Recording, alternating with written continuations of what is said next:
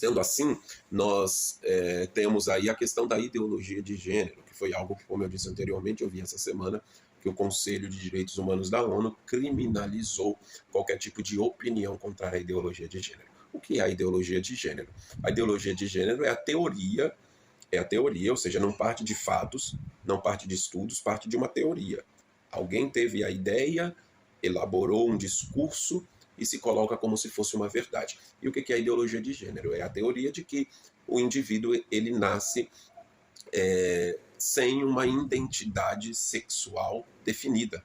Ou seja, aquilo que ele é sexualmente falando, né, na sua identidade de gênero, por isso que fala de gênero, não está atrelada ou não está associada e não está determinada com a sexualidade biológica. Sendo assim, ele pode nascer biologicamente homem, mas a sua identidade de gênero pode ser de uma mulher, ou vice-versa. Ou ele pode nascer biologicamente homem e a sua identidade ser de um animal.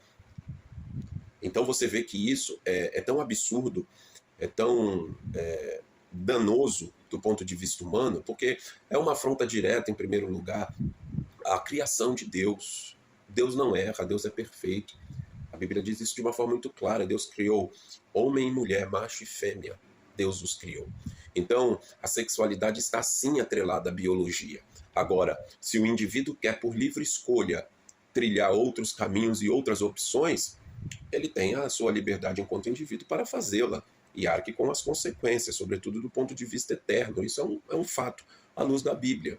A homossexualidade é um pecado declarado na Bíblia Sagrada, como muitos outros pecados, né? A Bíblia emana muitas práticas que são condenáveis, e a homossexualidade é uma delas. Então, quando a ideologia de gênero ela é fomentada na sociedade, sobretudo dentro das escolas, e aí entra um outro ponto muito importante, semana que vem a nossa Suprema Corte, o STF, julgará acerca da ideologia de gênero ser ou não pauta de ensino nas escolas. Eles vão lá definir se a ideologia pode ser ensinada nos colégios ou não.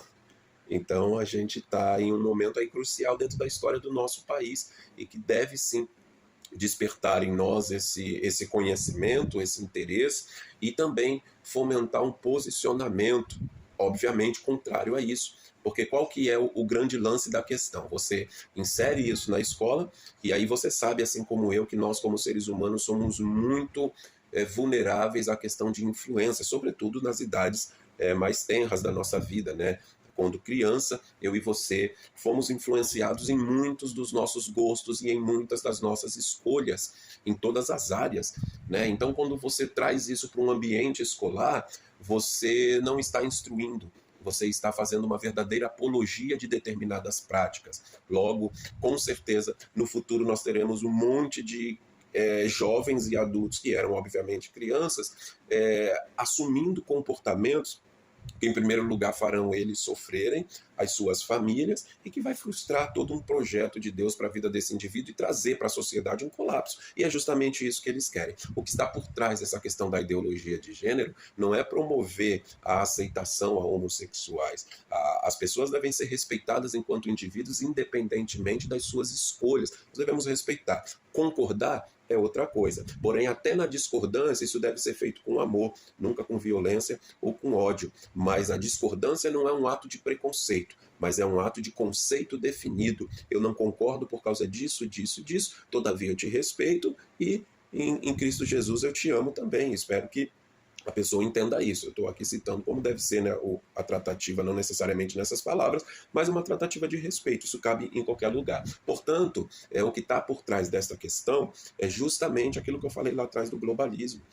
Destruir bases nas quais a nossa sociedade está alicerçada, bases morais, conceitos do que são certo e conceitos daquilo que é errado. Então, há uma verdadeira engenharia ideológica por trás de tudo isso para promover práticas que, uma vez assimiladas e uma vez praticadas dentro da sociedade, farão com que outros conceitos conservadores sejam destruídos. Sendo assim, nós estamos caminhando para um desfecho histórico onde a nossa geração estará, de fato, entregue a práticas que são absolutamente perversas. Estaremos, então, caminhando para uma etapa da história da humanidade que, biblicamente, ela é, vamos se dizer, inevitável, certas coisas irão acontecer, todavia, a Bíblia nos ensina a se opor a tais práticas. Não é porque vai acontecer que eu devo deixar que aconteça. Parece algo contraditório, mas não é. A Bíblia ela não fala acerca do futuro, dizendo que isso é agradável ou que isso deve ser aceito de uma forma omissa, de uma forma leniente. Não, a Bíblia está nos alertando de que tais coisas iriam acontecer e dentre este período de tempo a nossa postura deve ser uma postura que de fato faça diferença. Ou seja, nós estamos na Terra enquanto igreja para fomentar valores que são valores de Deus, valores do alto, valores que, por certo, fazem bem aos indivíduos. Então, o meu papel enquanto cristão não é assistir essa degradação da humanidade de braços cruzados e com uma sensação de que, poxa, eu confio em Deus, eu vou ficar aqui na minha e deixa o mundo aí se arrebentar. Não, eu devo me posicionar.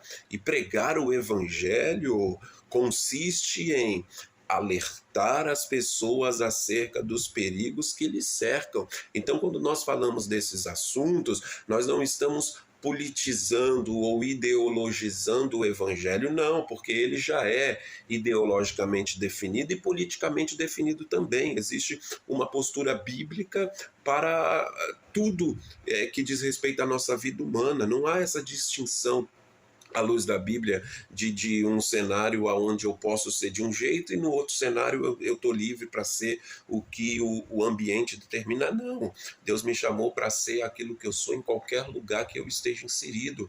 Então, dentro da sociedade, o papel cristão, um papel bíblico, ele é um papel de postura, ele é um papel de conceitos definidos. Esses conceitos precisam ser falados dentro da minha área de influência. A minha área de influência é aqui compartilhar um vídeo, eu estou fazendo. Se amanhã depois eu estiver em alguma posição onde eu possa alcançar um maior número de pessoas, eu devo fazer, porque esta é a minha obrigação. E cada um tem um chamado. Dentro do seu chamado, cada um vai poder expor as suas convicções à luz daquilo que ele foi comissionado por Deus. Eu, particularmente, fui chamado por Deus para pregar o Evangelho. E pregar o Evangelho não é somente falar, olha, Jesus te ama, falar sobre questões emocionais, falar sobre questões familiares, falar sobre questões do ponto de vista de libertação. Isso faz parte do bojo evangelístico. Mas esse bojo evangelístico, esse conjunto de doutrina, traz consigo também essa defesa da fé, que do ponto de vista ideológico é chamado de apologia, ou melhor dizendo, apologética, perdão. Apologia é outra coisa, né? Apologética, ou seja, essa vocação apologética que Deus me deu, ela precisa ser obedecida. E o que é apologética? A defesa da fé. O que é defender a fé? Defender a doutrina bíblica. No que diz respeito só a um ambiente de culto? Não. No que diz respeito a tudo aquilo que a Bíblia traz como assunto. E a Bíblia traz como assunto o que acontece dentro do ambiente de culto, a Bíblia traz como assunto o que acontece dentro da família, a Bíblia traz como assunto o que acontece dentro do trabalho, a Bíblia traz como assunto o que acontece dentro da sociedade. Então nós não devemos ficar de braços cruzados, devemos nos posicionar